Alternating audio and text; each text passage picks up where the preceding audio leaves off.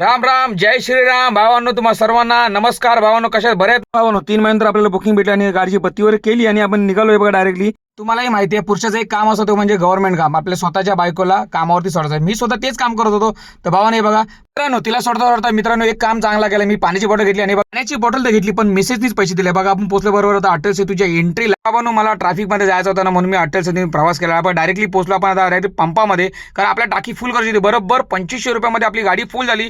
तर काय तुम्हाला माहितीच आहे, आपण एक्सप्रेस हायवेने प्रवास करत नाही, आपण फक्त जुन्या एक्सप्रेस हायवेनेच प्रवास करतो. डायरेक्टली आपण आता बाहेर पडलो. डायरेक्टली बघा एक्सप्रेस हायवेला बाहेर पडलो, म्हणजे घाटामध्ये. पूर्वी जनावरांचा डोंगर होता, पण आता भावानो रस्त्याचा डोंगर झाला. त्याच्यामुळे आपल्याला प्रवास तर करायचा आहे. बाहेर बघतो तर काय भावानो, पावसाचं वातावरण झालेलं मस्त आहे की. भावानो, पुण्यामध्ये पोहोचलो आणि आपले सबस्क्रायबरना भेटले, असं होऊ शकत नाही भावानो. हे बघा आपले सागर काळे दादा आपली गाडी ओळखली, चहा पाणी वगैरे झाला आणि मस्त विचारपूस केली आणि व्हिडिओ वगैरे आपले त्यांना विचारले कसे वाटतात व्हिडिओ वगैरे. ते बोले एक नंबर वाटतं व्हिडिओ. भावानो, छोटा ब्लॉग कसा वाटला तुम्हाला मित्रांनो? संपूर्ण व्हिडिओ बघण्यासाठी आपल्या युट्यूब चॅनलला फॉलो करा.